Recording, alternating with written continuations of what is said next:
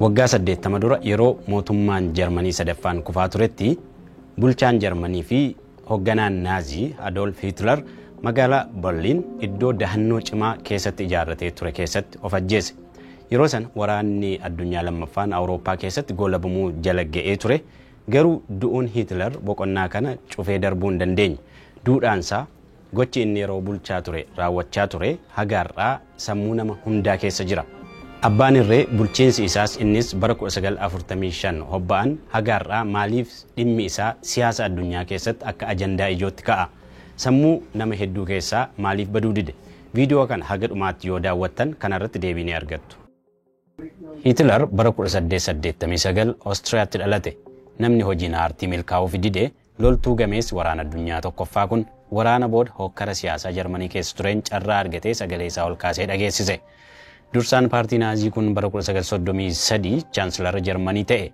Waggaa booda aangoo abbaa irrummaa guutummaatti dhuunfate. Hitler qalbii uummataa mo'ate akka isaan gatii qaban lallabuun waan mirkaneesseefi xumura bara 1920mootaa keessa mufannaa siyaasaa, diinagdee fi hawaasummaa guddaatu ture. Gidduuma kanaan namni tokko as ba'ee an isin keessaa tokko daabboo fi hojii isiniifan kennaa jedhe kun akka faarfamu isa taasise. Beekamtiin Hitler garuu hafuura hammeenyaa fi gocha abaaramaadhaan kan golgame ture. Farra warra seem yookiin antisemitic jibba sanyummaa fi daangaa babal'ifachuun xiyyeeffannaa isaa ture. Hitler jalatti Jarmaniin olloota ishee weerarteetti. Miliyoononni ajjeefamaniiru. Duula Holocaust qofaan Yihuudoonni miliyoona 6 dhumaniiru. Gochi kun addunyaa waraana balaafamaa seenaa keessatti takkaa mudatee hin beeknetti galche. Bara 1945 loltoonni Sooviyeet gara magaalaa Berliin wayita seenan Hitler dahannoo lafa jalatti ijaarrate keessa seenuun ebla 30 of ajjeese. Dahannoo isaa Berliin jiru keessatti addatti of baasee of ajjeese. Akkaataan du'asaa icciitii ta'ee kutaa inni keessatti du'e sana qofa keessatti akka hafuuf itti yaadee diraamaa hojjete natti fakkaata. Isa booda namuu ragaa du'asaa barbaadutti ko'oommata. Battala lubbuunsaa darbutti maaltu akka ture namuu baruu fedha. Icciitiin du'asaa akkanaan gabaafamee ture. Kun seensa dahannoo Hitler keessa riphee haleellaa geggeessaa ture. Reenfi Hitlerii fi Evan Braun addatti daaraa ta'e jedhama. Garuu dhugaan jiru hin baramne. Wanti argame haftee reenfa isaanii ta'uu fi dhiisuun ifa miti. Jarmanoonni reenfa isaanii irratti boba'aan biifamee gubaman jedhu. Dhugaa ta'us dhiisuus danda'a waan isaan jedhantu kana. Bulchiinsi Naazii yeroo hunda agarsiisaan nama sodaachisuu fi seenessa ofiisaa uumuun beekama. Hitler erga du'ee booda reenfi isaa akka kabaja dhabu eeyyamuu hin fedhu ture. Yeroo du'u qaamni isaa akka gubatu cimsee ajaja dabarseera. Warri Sooviyeet haftee reenfa Hitler argataniiru. Yeroo booda qorannoo ilkaansaa irratti taasifameen reenfi kan Hitler ta'uun barame. Du'a boodas reeffi isaa kabajaan dabaalamee akka gaggeeffamu hin barbaanne. Kunis waa'een du'aa fi awwaalcha isaa akka bitaa namatti galu taasiseera. Namoonni baay'een hamma yoonaa reeffi isaa eessa akka geeffame waan sirrii ta'e hin barre. Gabaasi jalqaba ba'ee wayita humnoota Sooviyeet waliin wallolu dirree waraanaatti du'e ka jedhu ture. Michuuwwanii fi firoonni isaa akkaataa du'a isaa irratti dhugaa jiru himuu irratti barfataniiru. Kun ammoo odeeffannoon dogoggoraa akka tamsa'u daandii saaqe. Waa'ee nama kanaa odeeffannoo waliigalaa jiru nama dubbisu yoo taate bitaasitti galuunsaa hin oolu. Du'eera waanan beekuun qabu. Waa'ee isaa odeeffannoo wal dhahu hedduun dhagahaa yoo naga'e. Wal bira qabnee yoo ilaalle yeroo sana aanga'aan abbaa irree Xaaliyaanii Benito Mussolini battaluma Hitler du'e sana xiqqoo dursee ajjeefame. Inni erga ajjeefame booda reenfi isaa argameera akka badaa dararame. Hitler reenfi isaa gubatee daaraa ta'ee qilleensa keessa bade. Seenaan isaa shiraa fi xaxaa akkasumas icciitiidhaan guutame dachee irratti akka hafuuf daandii bane. Hafuurri aayidiyooloojii siyaasaa isaa siyaasa ammayyaa haguugee jira. Waggoota 18 booda gochaan Hitler addunyaa keessatti gadi dhaabee darbe jaarraa 21ffaa keessa ammallee akka waan har'a ta'etti yaadatama. Abbootiin irree addunyaa irra jiran gocha Hitler kallattiidhaan hin raawwatan. Garuu hafuura isaa gonfatanii waan jiran fakkaatu. Namuu maqaa sana kennaaf. Hojiin Hitler hojii bulguu ture. Hafuurri isa namoota siyaasaa kaanis haguugee jira. Hitler duudhaa siyaasa ammayyaa adamsuun aalessu yookiin busheessu qaba. Adeemsa siyaasaa fi aangoo har'a jiru laala. Abbaan irree tokko aangoo qabannaan namuu yaadannoo bara Naazii sanatti deebi'a. Sanaan wal dorgomsiisa. Mormii siyaasaa haga himannaa aangawoota addunyaa irratti dhiyaatutti gocha isaanii maqaa Hitlerii fi Naaziitti maxxansuun keessaa hafeen beeku. Amajjii darbe Pireezidaant Doonaald Tiraamp sirna kakuu seenuu raawwachuun hojii eegaluu hordofee biliyeenar deeggaraa isaanii ta'ee Elon Musk namoota gurmuun ba'an akkaataa duudhaa naaziitti nagaa gaafate jedhamuun himatamaa ture. Inni garuu kun dubbii dharaati jechuun waakkate. Paartiin Jarmanii AFD jedhamu yeroo baay'ee miseensota isaa keessa kanneen toora naaziitti cichan yookiin hordofuuf yaalan jiru jedhamuun himatama. Dirree siyaasaa ijoon alattis dhaabbileen duudhaa naazii hordofuutti cichan wayita hiriira geggeessan bakka maratti ni argamu. Faashizimiin kabii tokko qofaa miti. Biyyoota addunyaa hedduu keessatti mul'atee jira. Biyyoota biroo akka Arjentiinaa, Koolombiyaa, Biraaziil, Japaan, Indiyaa fi kaan keessatti gochi kun mul'ateera. Kanaafuu faashizimiin biyyoota dimokiraasii walaaba jedhamu keessatti iyyuu haal kanaan mul'ata.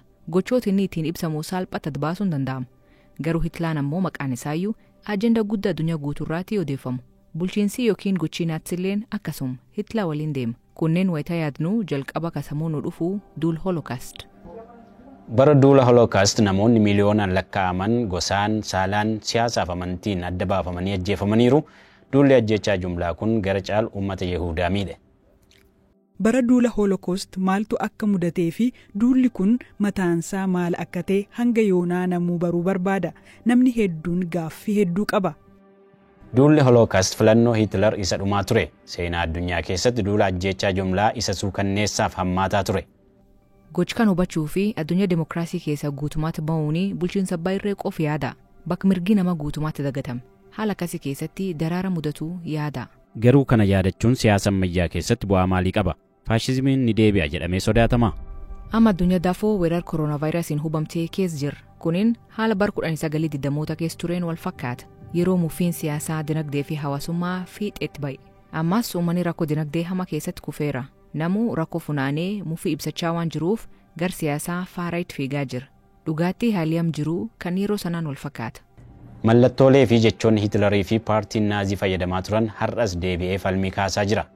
Ammas addunyaa biraa hin hafne. Yeroo mara maqaan naazii jedhu yeroo waamamu yookaan ammoo kan yaada falmii namootaa ta'ee jiru akkaataan nagaa gaafannaa naazii kun hundi seenaa turetti nu deebisa. Seenaa ture qorachuudhaan ammoo bara hamaa fi balaafamaa sana hubatta. Biyyoota garii keessatti aangawoonni siyaasaa bulchiinsa abbaa irrummaa calaqqisiisan akkaan beekamtii horatu. Paartilee biroon siyaasa faarraayit hordofan guddatanii mul'atu. Hooggantoonni har'aa hedduun faashistii ta'uu barbaadu. Faashistii ta'uuf hojjetu. Garuu agiyoona faashistii sirrii hin taane. Sababni isaa akka yeroo durii amma haalii sanaaf mijataa miti. Yoo xiqqaatee dimokiraasiidhaan lolanii mo'achuu qabu. Waraana Gaazaaf Yuukireen keessatti adeemaa jiruun walqabatee tasgabbii dhabuun addunyaa akkaan dabalaa jira. Aangawoonni hedduun miira hamaa keessa galaniiru. Aangawoonni umriidhaan jaaran muraasni aangoo dabarsanii kennuu waan hin feene fi irraa cichanii jiru. Daangaa biyyoota hin kabajan. Kun baay'ee nama ajaa'iba. Bilbiraa humnaan weeraruunii dhuunfachuu barbaadu. Daangaa dabruunii bii nama fudhachuu dheebotu. Haal kanaanii bulchiinsi abbaa irree hamaan deebi'aa waan jiru fakkaata. Haa ta'u malee Hitlerii fi sirna naazii hafuura hamaa waliin wal dorgomsiisuun akkasumas himannaawwan irratti dhiyaatan jechoonni kunneen mataa isaanii addunyaarraa dhabamsiisaa deemaa laata. Jecha naazii jedhu miidiyaa hawaasummaa dabalatee naannawaa keenya bakka hundatti dhageenya. Akkuma seera Goodwiin dhimmi kun ajandaa ta'ee yoo itti fufe yookaan yeroo dheeraaf yoo namuu kan irratti dubbatu ta'e namni wayii naazii ofitti fudhachuu yookiin naazii jedhamee waamamuun hin oolu. Garuu jecha gara malee itti fayyadaman waan ta'eef nuffamaa deema. Uummata yookiin mootummaa biyya tokkootti maqaa naazii jedhu maxxansuun himachuun biyya tokko weeraruuf akka meeshaatti fayyadaa tureera. Pireezidaantiin Raashiyaa Vilaadimir Puutiin irra deddeebiin Yuukireen bulchiinsa sirna naazii deeggaruu qabdi jechuun himata bu'uura hin qabne dhiyeessaa turan. Ministeerri dhimma alaa Raashiyaa Sergey Lavrov pireezidaantiin Yuukireen Volodimir Zelenskii mataansaa naaziidha jechuun himataniiru. Sodaan jiru yoo haal jiru osoo ilaalchee hin galchiin yookiin waanuma waliin hidhanneen maqaa wal balleessuuf jechinaatti waliin jennu ta'ee hiika jechichaa balleessaa deemna. Sababni isaa jechinaatti jedhuu fi gocha duul Holocaust hin dhiyeessin taanaan hiika dhabaa deema. Kun ammoo hammeen gocha kanaa amanuu dhabuu fi odeeffannoo dogongoraa bal'isuu geessa. Hitler erga du'ee jaarraa tokkoof deema. Garuu hammeenya isaa yaadachuun kan yeroo kamiyyuu caalaa yeroo ammaa dabaleera. Duudhaan isaa siyaasa ammayyaa keessatti dhiibbaa guddaa uumaa akka jiru ifadha. Addunyaa irratti gurmuun wal ta'uun yaada naazii jedhu kan hundeedhaan buqqisuuf baay'ee yaalanis yaada kana deebisanii lubbuu itti horuuf tattaaffii gamaa gamanaa taasifamaa jiru karaatti doomsuu hin dandeenye. Namuu sababa hundarratti gara maqaa Hitleriitti fiiga. Yoo mari'atanii walii galuu dadhaban qabxii marii isaanii dhaabanii naazii fi hiitlar jechuun maqaa walitti maxxansu. Falmii siyaasaa ammayyaa keessatti yoo dantaan isaanii bakkaan ga'uu dide gocha hiitlaritti fakkeessuun wal himachuun babal'ateera. Yaada yookaan suuraa dhiyaate wayii fuudhanii kun yaada naaziif hiitlarii jedhu namoota ittiin walii hin galle mala ittiin qollifatan ta'eera. Kanaafuu yaadi Hiitlar alkallattiin addunyaa ammayyaa keessa jira jechuudha. Yaadi Naazii du'eera natti hin fakkaatu. Sababni isaa dhaadannoowwan waa'ee Naazii dhagaa jirra. Mallattoolee kan Naazii jedhaman bakka adda addaatti argaa jirra. Deeggartoonni Naazii hiriir ba'uu fi wayita falmatan argina. Jechoonni bara bulchiinsi Naazii ammallee siyaasa ammayyaa dhuunfatanii jiru. Beektota qofa osoo hin taane biyyoonni addunyaa Hiitlar akkamiin nama akka sanaa akka ta'e hawaasi hunduu akka gaafatu seenaa ture irraa akka baratuu fi seenaan sun akka hin deebine immoo akka of eeggatu irratti walii galu.